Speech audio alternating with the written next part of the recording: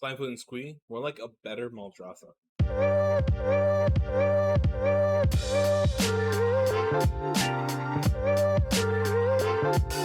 Let's get into this budget build for Slimefoot and Squee. Now, I have the original deck listed out on Moxfield. I have already gone through and made some changes to this, as this is a living deck. We're going to be continuously making changes that I'm posting on TikTok. As we make this deck from budget to not budget. We're going to go as crazy as possible. But I have already started making some changes to it, but I want to introduce it before it gets too crazy. This deck is still in the $50 range, give or take, depending on where you buy it from. If you buy it from TCG Player and wait the time, you're probably looking at like $70 with shipping. If you go to a local game store, which I would suggest, you probably will pay more. I paid $93 just because my LGS has a minimum for $1 on rares, but it is what it is. So we're going to get this out of our coffin case here. I don't know why I'm struggling to open that, because it's not that hard to open. But it's magnetic. Here is Slimefoot and Squee. We've got the nice foil version inside of the top loader, just so you can keep it in this front case here. This is actually something that I found on Etsy, and I purchased impulsively. So yeah, it holds our graveyard deck. I feel like it's fitting. Graveyard deck, fitting, yeah. So now I am going to do you the honors of speeding up, separating out this deck, and we'll just take him, put Slimefoot and Squee up here. Stay tuned.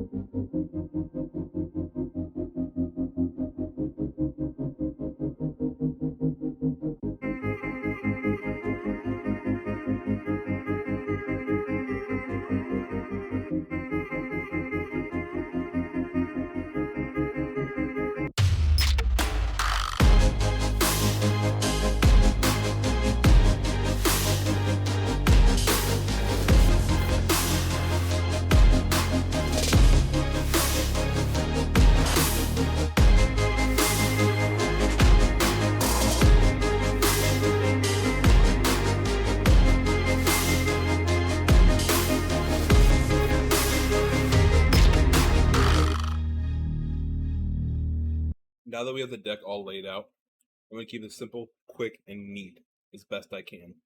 Slimefoot and Squee, entire purpose is to die, go to the graveyard, bring something out with him to do other things. That's his entire play, shenanigan, full stop. Now, a lot of the creatures, and a couple of enchantments over here, are completely designed to bring Saprolings onto the battlefield as sack fodder. So you do need a Saproling in order to trigger his secondary ability, which is to bring back somebody with him. Can only be activated as sorcery and does require a Saproling sacrifice.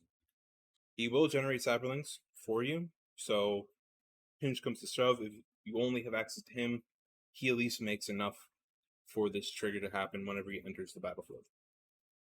However, there are other creatures in here that'll generate more, because we want sack fodder for other like enchantments and stuff like that. Like Evolutionary Leap right here, sacrifice a creature, reveal cards from the top of your library. Until you reveal a creature card, put that card into your hand and the rest in the bottom of your library in a random order. So this is kind of like a flip until you get a creature. Trying to get something to get going.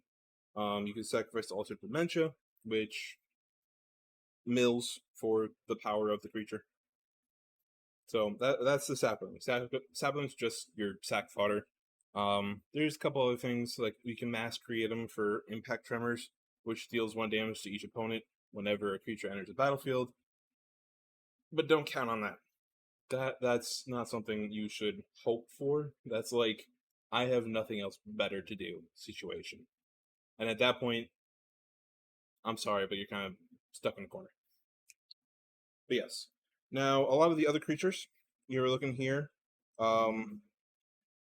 also like when things go into the graveyard. Most notably, Sir Conrad the Grim. He is a fun one, and I'll pull him out. I ruined my stacks.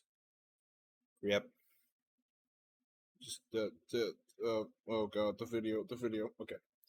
Sir Conrad the Grim. Now, whenever another creature dies, or a creature card is put into a graveyard from anywhere else other than the battlefield, Sir Conrad the Grim deals 1 damage to each opponent. So this is any graveyard. And whenever a creature leaves my graveyard or your graveyard, he will also deal a damage. So he works very, very well with Slimefoot and Squee because we love putting creatures in graveyards, and we love bringing creatures back from graveyards.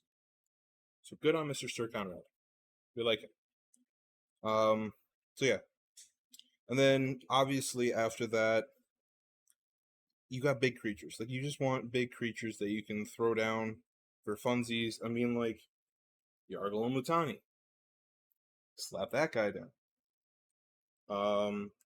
Another creature card that I added just because I had laying around is, where is he? Gahalta the Prime Hunger. Big 12/12. Why? Because I can. That's why. Is it the best one? No. But I had him, and slap him down, have fun. Endraiser Forerunners, another cheap guy. Vigilance, Trample, Haste. So that's really nice. Pulling out a Trample Haste guy from your graveyard. And he also gives +2/+2 and gain Vigilance and in return 4 other creatures I control when it enters the battlefield. Timberland Ancient, that's a plus because you also get Forest Cycling. Discard this card and search your library for a forest, so you get your shuffle, and you get to put a big creature inside of the yard for whenever you want to pull them out with Slimefoot and Squee. A little bit of a double take there. Best in the situation, no. Cheap, yeah. Use them. Put them to the test. Yeah, that's the general gist of your guys. Auric the Lore Mage is one that I just added, and he's pretty cheap. Search your library for a card and put it to the graveyard, then shuffle. This is on tap Entomb. Yeah, no, he's like required for this budget build. Look at him. Yes. I picked him up recently, so definitely a quick add. I will try and display the ones that I've already changed out. Most of them are just going to be like signets for useful things. The signets just kind of got it going. Like, I realized how much mana was in here after it was created, so I've been stifling that down pretty quick. But yeah, let's go on to our artifacts. Some fun things we can do with the artifacts in this deck. Now, we obviously have Alternate Dementia, which is a sack filter for us. Allows target player to put a number of cards equal to the sacrifice creature's power from the top of their library into the graveyard. So that is a sack mechanic that we can just drop Slimefoot and Squee into the yard. And then we also get a mill 3 and have the chance of hitting a big guy and sending them to the yard, which we love. Druidic Satchel. Reveal the top card of your library. If it's a creature, create a 1/1 green Saproling token. If it's a land, put it onto the battlefield under your control. If it's a non-creature land, non-land card, you gain 2 life. So it's a little bit of a generator there. And it gets you land. If you need it, not a bad place to be. It's flipping out lands or generating saplings. Because, like, again, saplings give us sack potential. So, like, Evolutionary Leap, Vampiric Rites, gain life, draw, Germination, allows for more, Warstorm Surge, deals damage equal to this power to a target, more sapling cluster. This allows you to discard from your hand and put a 1/1 green sapling token into play. And any player may do this. So that's nice. So if you got a big guy in your hand that you don't have any way of getting out, this is a safe scapegoat right there. And then Impact Tremors, whenever a creature enters under your control, deal 1 damage. We talked about that earlier, but re-showcasing, as one might say. So we like saplings, sacrifice for funsies. And then obviously we have some instants and sorceries. A lot of the sorceries are going to be like Rampant Growth, Cultivate, Dawn's Reach. They're cheap in terms of cost. They're not the best. You can do like 3 visits as well. That's another one you can toss in once you want to like upgrade this deck. Although maybe not. Nature's Lore, but that searches for planes, and we don't really need planes, but you can search forest. If I remember correctly, future me will correct myself. Breach of Multiverse, we love Mill. Mill us, please. Unmarked Grave and Victimize. Victimize allows us to get rid of stuff. Or, I'm sorry, bring back stuff. And it all allows us to sacrifice a creature into the yard. So technically you could pull back 2 cards and then drop Slimefoot and Squee back in there and allow you to pull something else. Yeah. And they enter the battlefield tapped. So that's nice. And it's only for 2. So can you imagine paying 3, I'm sorry, not 2, paying 3, dropping Endrazers, Timberland Ancient, any of the big guys for 3, sending Slimefoot and Squee back, and then bringing out another big guy in 1 turn? I mean, like, the value here, the value. Faceless Looting, you know. Awesome Negotiation, Village Rights, sack, and then draw 2 cards, reap, you know. All of these stuff you guys can go and read for yourself on Moxfield. I am going to highlight a couple more things. Something that I noticed recently. Burbrass Forge. I just made this change last night. And I think this is I think this combo right here in all, I think Altered Dimensions is like $5 or less. I could be horribly off there. Burbrass Forge. So at the beginning of combat, on your turn, put an oil counter on Burbrass Forge. Then create an X1 red Phyrexian Horror creature token with trample and haste, where X is a number of oil counters on Burbrass Forge. Sacrifice that token at the beginning of next end step.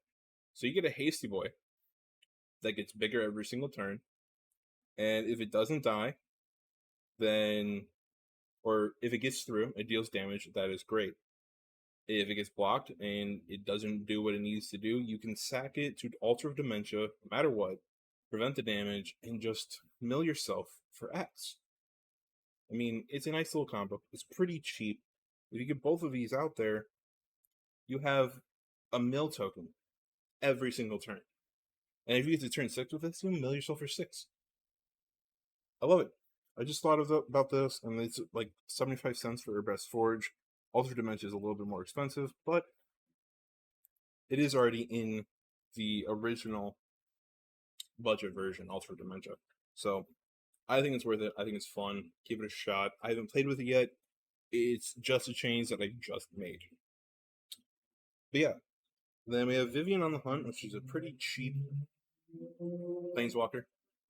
Just allows you to mill and sacrifice everything that you want to do. Mill 5 cards. Put any number of creature cards milled this way into your hand. Sacrifice a creature. If you do, search your library for a creature with mana value equal to 1 plus the sacrifice creature's mana value. Put it on the battlefield and then shuffle. I mean, that just allows you to get rid of Slimefoot and Squee, search for something before, put it onto the battlefield, then you can sack it again through any other mechanism. And you just keep that chain rolling. So yeah, this is pretty much the budget Slimefoot and Squee build that I had come up with, and we're going to keep altering this and building it as we go. If there's any questions, drop them in the comments. I am going to try and get some gameplay with this, because I really love this deck. I've played it a few times at my LGS, and I can't wait to fine-tune this to the point where it just dominates. I mean, it already is putting up a fight with anybody. It just needs to be a little bit faster. I have some additions that I do want to go over and add. Okay. First weeks of upgrades that I do want to add to this deck. Keep in mind, it's about to be $30-ish is what I'm aiming for. Obviously, whenever you watch this video, prices may change. Keep that in mind. But the original price of this deck was aiming to be about $50. If you have to buy it from TCG Player or local game store, expect more. 70 to 90, kind of the range. No, it's kind of crazy, right? Priced out for 50, you gotta pay more. Markets, man. Anyway, what I want to add? I want to add a Worldly Tutor. Why? Because tutors. Easy peasy. Spire Garden is the cheapest land. It also benefits from this because, like, opponents. Like, you're obviously gonna always get 2 opponents, so it just comes in and taps. It's like $5 right now. So yeah. So Whirly Tutor, Spire Garden. Whirly Tutor is about 12, so we're at 17. I want to add an Entomb, which is I think is another 8-ish. Could be wrong there. Add an Entomb to this, so I think we're about $25. Something I did have on my list was Auric War Mage, but he's only like $1. So he's definitely an addition, recent addition, as well with this Herbrest Forge, is a recent addition, but they're already in, but they're kind of already clustered into the first week of upgrades. And another addition was Yargle and Mutani. So like all those together, with tax, I say puts you at about $30. So that was the first week of upgrades that will be added. I have a Whirly Tutor, and I have an Entomb that I will be tossing in here. I just haven't done yet. I don't know where the changes are going to be, but I will be updating you guys on TikTok when I make those changes. So yeah, that's a video. This is the budget Slimefoot and Squee deck, and honestly, if you're looking to get into Magic, this is a fun beginner deck. It's a lot of interaction, or it's not a lot of interaction, I should say, and it's just entertaining. Milling yourself and dropping big creatures out from your graveyard. The only thing you have to worry about, really, because I don't have a lot of it, is graveyard hate protection. But yeah, it is what it is at this point. So yeah, I hope you guys like the video. Stick around for more. I'll be updating this deck and a couple others over time. Thanks.